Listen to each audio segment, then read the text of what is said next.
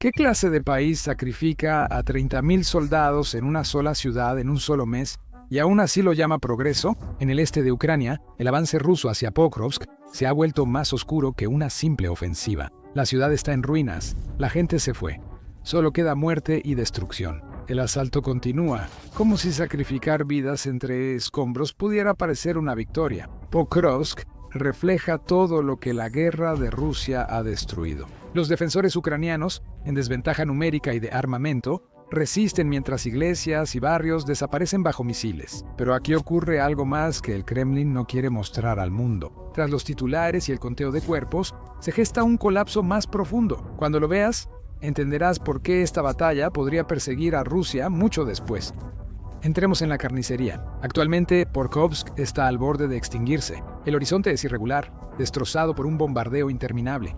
El humo se eleva de los edificios de departamentos destruidos, donde alguna vez la risa y la música llenaron el aire. Las calles están silenciosas, solo interrumpidas por el retumbar lejano de la artillería y el zumbido de drones buscando vida. Fuerzas rusas rodean la ciudad y avanzan desde todas las direcciones, infiltrando los distritos sur y este con grupos vestidos de civiles para causar caos. Al grabar esto, los defensores ucranianos aún resisten valientes las últimas cuadras con determinación, precisión y algo más allá de la lógica. Solo quedan soldados, escombros y ecos de lo que fue un hogar. Pokrovsk no solo está asediada, la están borrando, ladrillo a ladrillo, vida a vida. Para entender la importancia de la ciudad, debes mirar antes de los bombardeos. Pokrovsk, antes del asedio, era poco conocida fuera de Ucrania. Una ciudad minera marcada por el trabajo, el carbón y los ferrocarriles. No era glamorosa ni política, pero la geografía es irónicamente cruel. Está en el corazón del Oblast de Donetsk y conectada por carretera y tren a la red de defensa ucraniana.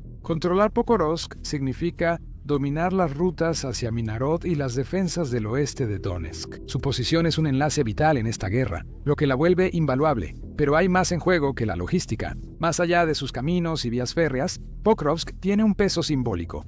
Es una ciudad que se negó a caer cuando las áreas a su alrededor colapsaron. Un obstinado recordatorio de que Ucrania resiste. Para Moscú, el reto es ahora personal. Pokrovsk no es solo un lugar a conquistar, es un desafío por aplastar. Tomarlo es ahora una misión de orgullo y valor militar, para silenciar un símbolo. Por eso Rusia está dispuesta a sacrificarse. Ganar aquí sería un trofeo, un titular y la justificación por la sangre derramada en Donetsk. Necesitan algo que mostrarle a su gente, una señal de que esta guerra interminable todavía avanza. Pero para Ucrania, perder Pokrovsk significaría más que un revés táctico. Sería ver otra parte de su tierra natal desaparecer por la artillería rusa, una cicatriz más en un país que ya perdió mucho. Pokrovsk importa porque refleja la guerra misma. Rusia pelea por la tierra que destruye. Ucrania por la vida en medio de esa destrucción. Ambos están atrapados en una lucha que ya no trata de estrategia o política, sino de resistencia y humanidad. Pokrovsk es ahora el escenario de un enfrentamiento brutal, donde cada metro se gana con sangre. El asedio inició de forma lenta y silenciosa, como si Rusia midiera el pulso de la ciudad antes de atacarla. Inició a mediados de julio de 2024 como parte de una ofensiva mayor en el oeste del Oblast de Donetsk. Las fuerzas rusas primero atacaron los pueblos circundantes, apretando el lazo con cada avance. No fue una sorpresa. Todos lo veían venir. La única duda era cuánto resistiría Pokrovsk tras la caída del martillo. Cuando llegaron los asaltos, no fue un solo golpe abrumador. Fue un desgaste. Cada día, la artillería rusa destruía los bordes de la ciudad, atacando objetivos casi inexistentes. Los drones giraban como buitres, enviando coordenadas a artilleros que no distinguían entre trincheras u hospitales. El objetivo no era la precisión, era el agotamiento. Pokrovsk no estaba siendo disputada, estaba siendo aplastada hasta la rendición. En la ciudad, cada cuadra era un campo de batalla. En desventaja de 8-1, las tropas ucranianas defendieron casas, fábricas y escuelas como fortalezas. Si un edificio caía, retrocedían y resistían de nuevo. La lucha ya era personal, no por territorio, sino por horas de supervivencia. La infantería rusa avanzaba en oleadas, a menudo con poca coordinación o cobertura. Muchos eran batallones penales o reclutas apenas entrenados, lanzados a lo que los soldados de ambos bandos ahora llamaban la picadora de carne. Entre ellos estaban las unidades infectadas de los regimientos de fusileros motorizados 1435 y 1437 de Rusia, integradas por soldados con virus de la inmunodeficiencia humana, hepatitis y otras enfermedades crónicas. Estos hombres, algunos enfermos, fueron enviados al frente solo con rifles y una sentencia de muerte. Refleja lo poco que Moscú valora a sus reservas humanas. Avanzaron entre humo y escombros, pero fueron abatidos por francotiradores, minas y artillería. Para los defensores, esta es una guerra de centímetros. Para los atacantes, es una guerra de desgaste. Un cuerpo a la vez. Estas tácticas de oleadas humanas buscaban quebrar a los defensores, pero terminaron quebrando a los atacantes. Las fuerzas ucranianas se adaptaron rápidamente, rotando unidades para mantener vivas sus líneas, colocando trampas dentro de edificios destruidos y usando drones no solo para localizar, sino también para atacar. A menudo, los escuadrones rusos eran destruidos antes de llegar a sus objetivos. Quienes lo lograban solían quedarse solos, sin apoyo. Por cada metro avanzado caían cientos de hombres. Por la noche, la ciudad brillaba naranja por incendios y bengalas. La artillería no paraba y el suelo temblaba tanto que los soldados olvidaron el silencio. Los combatientes ucranianos empezaron a usar túneles y sótanos para evitar drones. Algunas unidades incluso vivían bajo tierra durante días, saliendo a la superficie solo para pelear y luego retirarse de nuevo. Las bombas rusas seguían cayendo, destruyendo estructuras. Cada avance ruso costaba más vidas. Los movimientos de pinza de Rusia desde el norte y el sur empezaron a cerrarse, pero más lentamente de lo esperado. El blindaje no podía avanzar entre escombros. Enviaron infantería, pero es vulnerable en esta ciudad. Pokrovsk se volvió un laberinto mortal, con muros colapsados, puentes destruidos y calles llenas de escombros y cráteres capaces de tragarse tanques. Para mediados de 2025, el costo era evidente. El mando ruso rotó brigadas completas fuera de Pokrovsk por sus bajas insostenibles. Las unidades llegaban con 1000 hombres y salían con 200. Los médicos afirmaban que la relación heridos-muertos era peor que en Bakhmut. La inteligencia ucraniana calculó que en solo 3 meses, Rusia perdió más de 45.000 soldados aquí, sin contar heridos o desaparecidos. Eso es casi igual al número de soldados de una pequeña ciudad, perdidos por unos kilómetros de tierra quemada. A partir de ahí, empeoró. En octubre, las pérdidas rusas llegaron a 25.000 muertos y heridos con más de 1.000 diarios al enviar 150.000 soldados. Todo eso fue necesario porque, a pesar de las probabilidades abrumadoras, Ucrania se negó a colapsar. Lucharon disciplinados, ajustando posiciones ante la presión y haciendo que Rusia pagara por cada centímetro. Los defensores usaron todo lo que tenían. Francotiradores en escaleras destruidas, drones lanzando granadas sobre trincheras y trampas ocultas entre escombros. Los comandantes rusos informaban avances a Moscú, pero el progreso en Pokrovsk era solo una ilusión. Lo que ellos llamaban avances en realidad eran pasos sin sentido en un paisaje lunar, y entre esos pasos había silencio. Lo peor del asedio no era la lucha, sino el vacío entre batallas. Ya no había civiles ni periodistas. Solo el retumbar de bombardeos y el crujir de disparos marcaban el tiempo. Los soldados se movían por calles bordeadas de vehículos quemados y señales rotas, sabiendo que el enemigo estaba cerca pero no se veía. Unos la llamaban ciudad fantasma, otros infierno. Todos sabían que ahí la vida se había extinguido. El frente sigue cambiando metro a metro.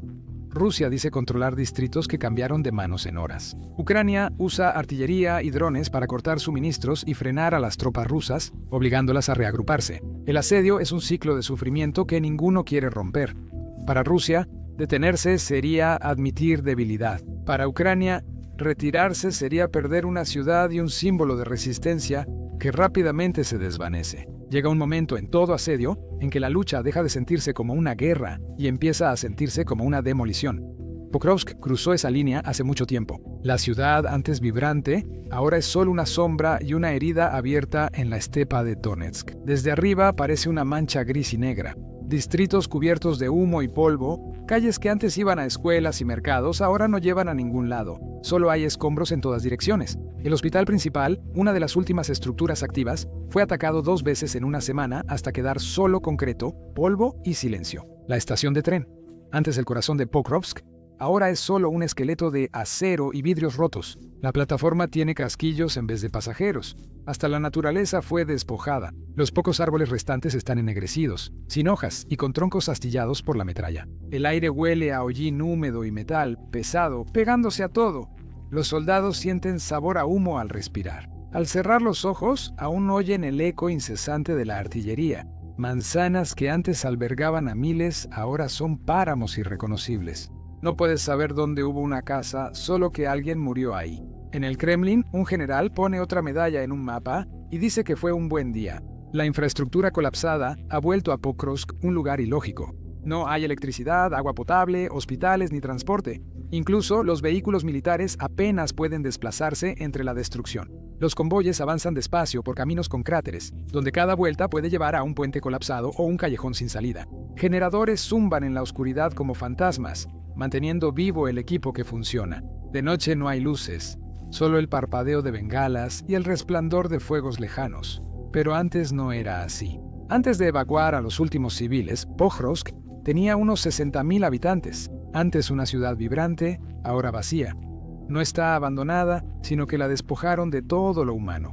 Las familias huyeron con lo que pudieron, dejando atrás casas destruidas por proyectiles. Las mascotas deambulan entre los escombros. Los juguetes de los niños yacen medio quemados entre los restos. El sonido de la vida se perdió, sustituido por el ritmo monótono de la guerra. Para quienes vivieron ahí, regresar parece inimaginable. Aunque los combates terminaran mañana, no habría a dónde volver.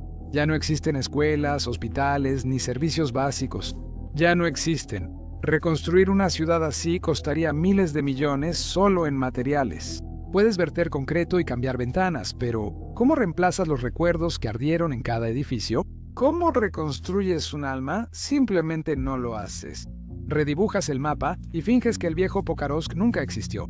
Pero algunas pérdidas van más allá de la infraestructura. También está la pérdida cultural, la que las estadísticas no pueden medir. Las iglesias de Pokrovsk, algunas centenarias, ahora carecen de techo y tienen cúpulas destruidas. Los murales que narraban historias de mineros y familias ahora tienen hollín y balazos. Se destruyeron archivos, bibliotecas y museos que resguardaban la identidad regional. Hasta la Torre del Reloj, símbolo de la ciudad que resistió años de dominio soviético e independencia, fue destruida por un misil en la primavera. Cuando colapsó, el último vestigio del viejo Pokrovsk desapareció.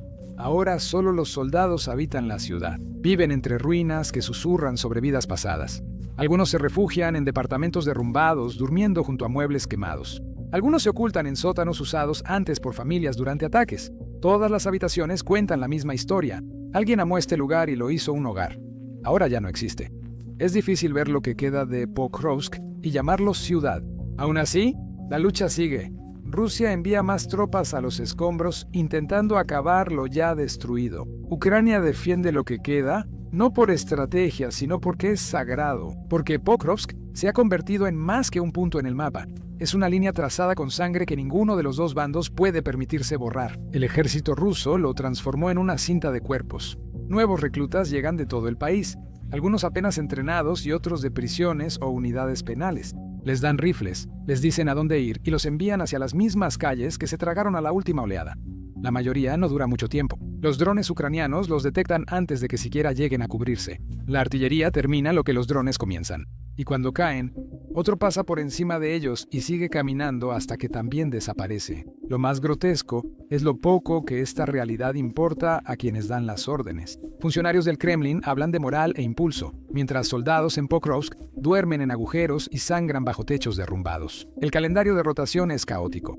Unidades que debieron retirarse hace semanas aún combaten, remendadas con reemplazos que apenas conocen a sus comandantes. El agotamiento lo cubre todo. Los soldados se mueven como fantasmas, actuando solo por instinto y miedo.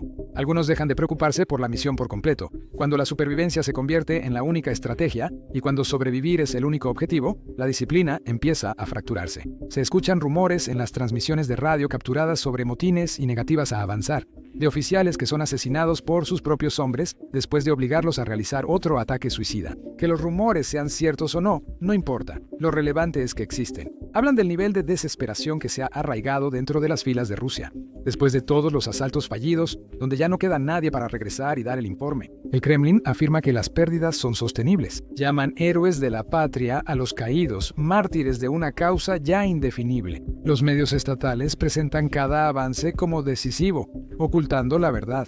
Rusia está cambiando hombres por tierra arrasada. Es una especie de ceguera que raya en la crueldad. Los generales consideran las muertes solo estadísticas. Para los políticos son prueba de determinación.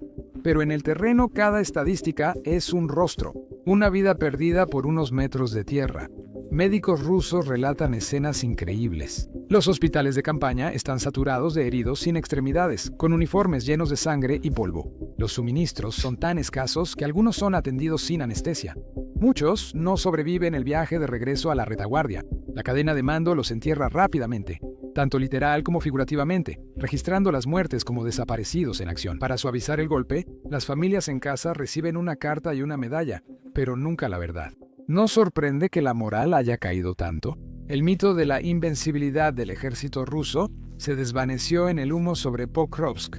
Los reclutas susurran sobre desertar y los veteranos observan las paredes sin poder explicar por qué siguen. La promesa de gloria que los llevó a la lucha ha sido reemplazada por el temor. Ya no creen que estén ganando, simplemente están sobreviviendo el tiempo suficiente para ser reemplazados. Y aún así, la máquina sigue funcionando. Por cada unidad destruida, llega otra.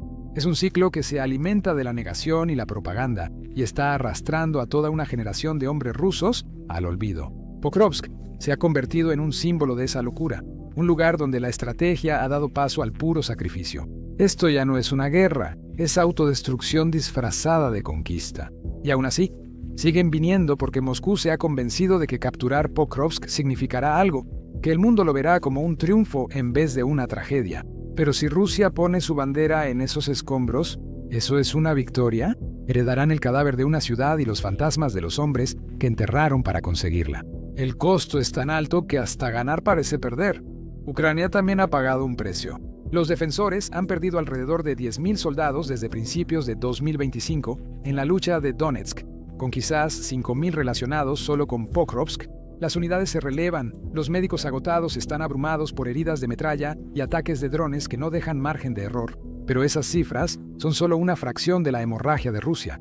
Una gota en el océano comparada con los cientos de miles que Moscú ha desperdiciado en Donetsk solo este año. Las pérdidas de Ucrania duelen. Exigen toda la determinación posible, pero no rompen la línea como lo hacen los rusos. Y aún así, de alguna manera, Pokrovsk no ha caído.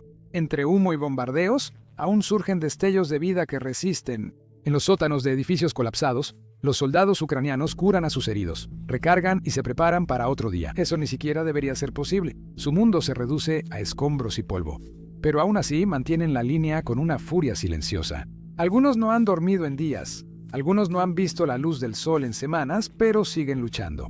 Esta ciudad, o lo que queda, se volvió un símbolo demasiado poderoso para dejarlo ir. Cuando los ves más que soldados.